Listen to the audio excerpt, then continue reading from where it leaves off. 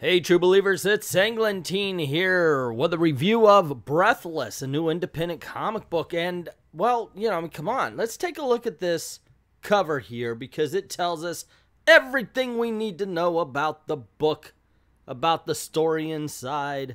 Doesn't it, though? Really? It's an inhaler with blood around it. So what kind of book is it? Well, actually, I don't think the comic itself knows it.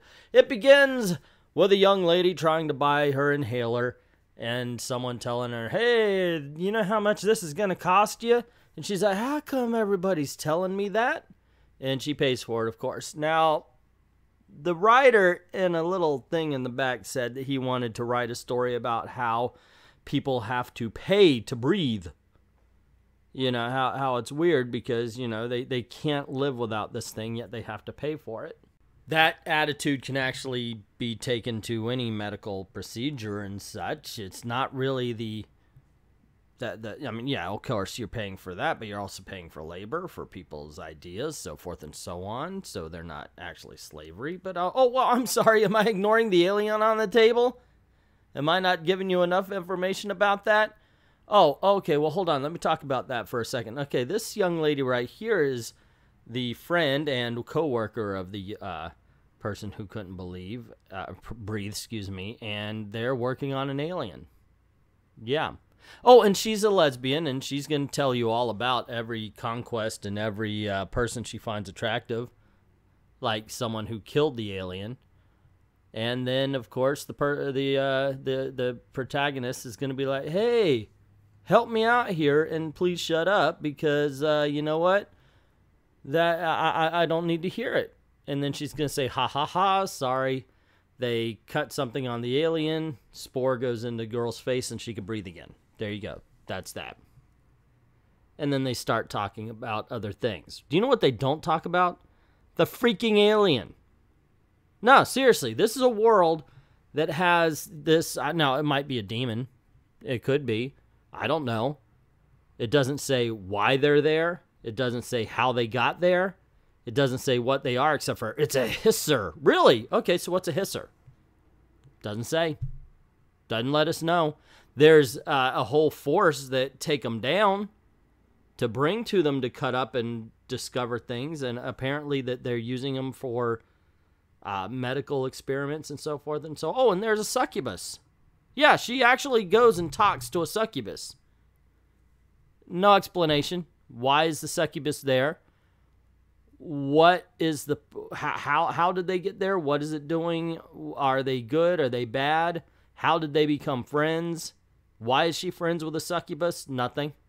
But we do get more information on her friend's lesbianism, and we do get more information. Oh, right here. She's living over with her grandma and says, hey, aren't you a doctor? Aren't you supposed to be making money? And she's like, I'm not that kind of a doctor.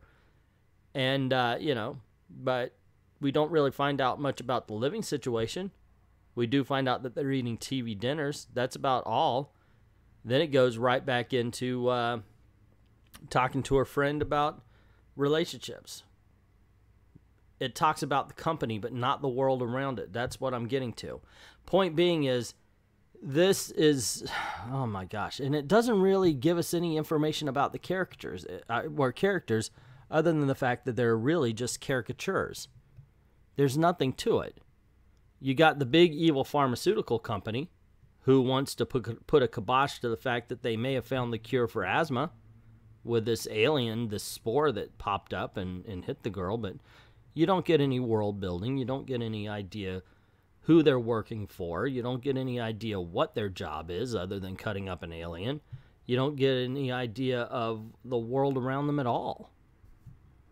But you do get insight on the lesbianism. Oh, gosh. This is one time when identity politics completely destroys a book. And the weird thing is, it's not forcing any politics or identity politics on you. It just seems like the writer is more interested in that than the fact that there's freaking succubuses and hisser aliens running around the world. It's like put the hero in a phone booth with an 800-pound gorilla and then go off and you talk about walks in the park. No, you stay in the phone booth with the 800-pound gorilla. In this case, it's the aliens.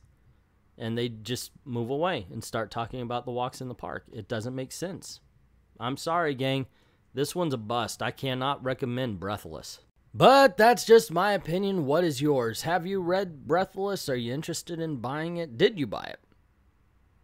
Let me know in the comment section below. I want to hear your opinions on the subject. Did you even know this existed is probably a better question.